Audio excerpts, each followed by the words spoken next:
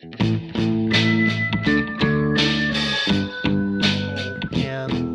done right, there are feedback loops. There can be feedback loops, appropriate feedback loops in waterfall. People just don't recognize that. But different story for that's another podcast. But I'll do my pitch for refining, Steve, because I do find that that's probably the biggest gap I see in most Scrum implementations, and that's where that discovery piece on the small story by story is really happening, and you need to have that. Mm-hmm. And it needs to be clear exactly what are we going to build, what's in this, what isn't in it, what's success look like before we enter into that sprint planning activity.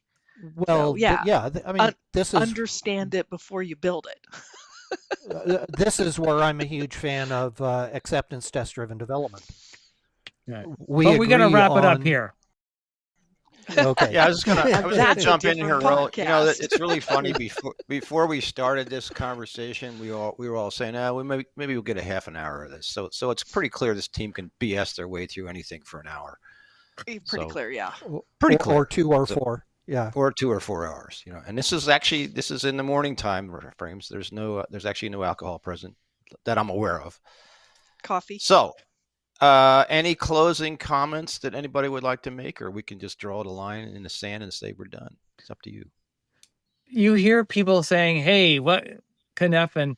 What you really want to be thinking about are constraints and the possibilities derived from that constraint. The probabilities of different possibilities of constraints. Are the constraints fixed? You just have to do it this way. That's the way it is. Are there rules you need to follow, but allow you to choose among different possibilities given those rules? Are the rules so general, so relaxed that you could have lots of possibilities? Or are there no rules whatsoever and it's up the game? That's what Cynefin is trying to do. And one of the things you need to think about is for different levels of abstraction, who should be making the decisions that force us down? Because our goal, I think, should be moving us from chaos down to complex, down to complicated, even into clear. Trying to move us down and doing the energy to do that. Who should be making those decisions and helping guide us down that way so that our production teams can actually produce product and not sit there and flounder?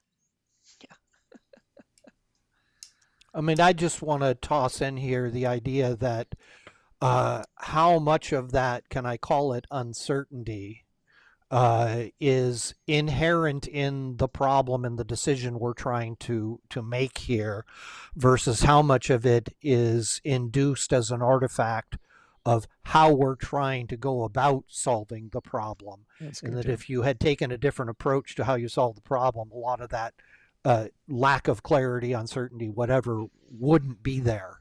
And to think seriously about, are we really approaching these problems the best way possible? Well said. Are we living in a complex world when we could be in a complicated one?